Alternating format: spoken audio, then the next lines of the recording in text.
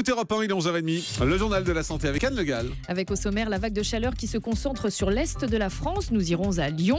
La diversité génétique nous a rendus plus intelligents et plus grands.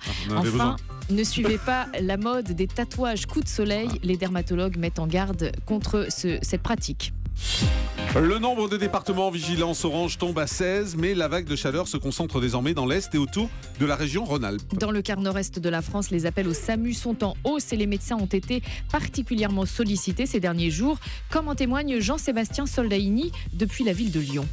Pour vous donner une idée de la chaleur qui règne ici, hier soir après 23h, nous étions toujours à 33 degrés, donc la température descend très peu la nuit. Yasmina est ambulancière, elle fait des va-et-vient aux urgences et le plus compliqué, dit-elle, c'est que lorsqu'elle arrive auprès d'un patient, la plupart du temps, il n'a pas conscience de ce qui lui arrive. C'est là qu'on se rend compte, parce qu'au téléphone, on peut pas.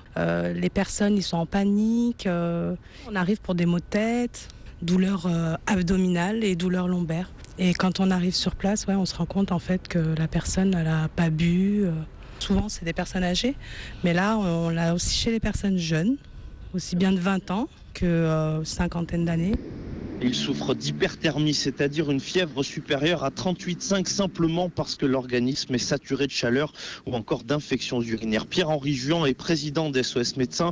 Il enregistre 10 à 15% d'appels supplémentaires et craint que ces cas ne se multiplient avec cette canicule qui dure. Tout organisme travaille pour avoir une température corporelle autour de 37 degrés, qui est la température de base du corps. Et ça nécessite de l'énergie. Les nuits ne sont plus régénératrices et ça va entraîner, si la vague de chaleur persiste à de tels niveaux de température, une augmentation des consultations, mais à tous les niveaux. Reportage de Jean-Sébastien Soldaini à Lyon pour Europe 1.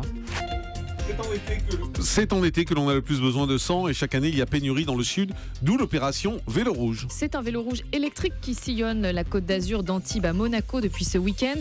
L'objectif c'est de sensibiliser au don du sang. Ce vélo pour avancer a besoin de deux choses, des prises électriques pour recharger ses batteries et des promesses de don de sang. Brigitte Rinaldi l'a croisé ce vélo et visiblement l'opération est efficace. Sur la place de village, des dizaines d'enfants en t-shirt rouge ont encerclé le vélo électrique rouge avec dans les mains des ballons rouges.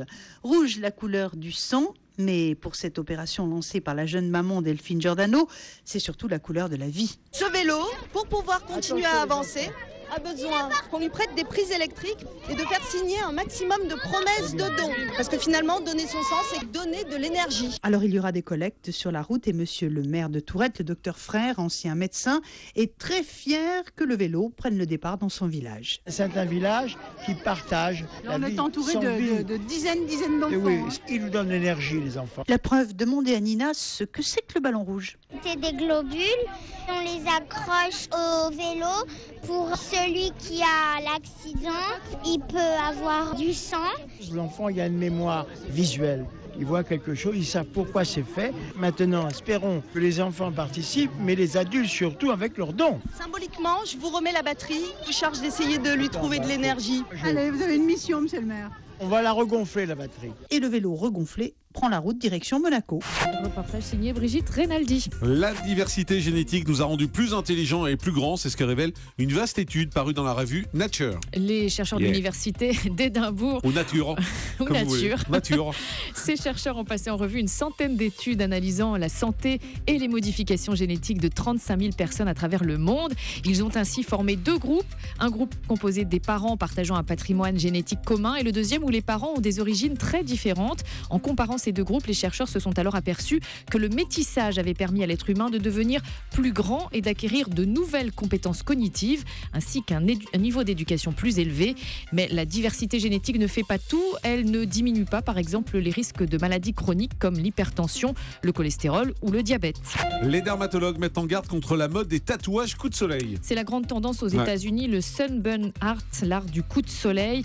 Cette mode dangereuse consiste à placer un calque sur la peau avant d'étaler la la crème solaire pour qu'après l'exposition, il y ait des motifs sur la peau. En gros, donc la peau est mi-brûlée, rougie, mi-bronzée. Ce phénomène visible sur différentes photos partagées sur Internet scandalise les dermatologues américains qui rappellent que subir 5 gros coups de soleil ou plus au cours de sa jeunesse, ça augmente le risque de mélanome de 80%. Il faudrait savoir qui invente toutes ces conneries quand même. Il faut avoir l'idée d'aller chercher ça. Le chiffre du jour, c'est 52%. C'est Internet qui invente ça. Mais non, Internet c'est quelqu'un, enfin, c'est des gens. Vous comprenez ce que je veux dire. Non. Voilà. Ça se divulgue grâce à Internet. Donc, on comprend pas. On enchaîne, 52%.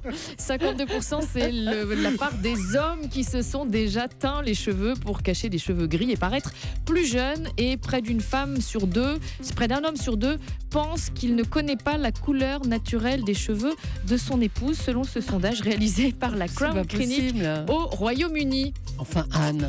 Anne, enfin. Enfin, Anne. On sait où il faut regarder pour avoir la vraie couleur. Anne. Je ne commenterai pas.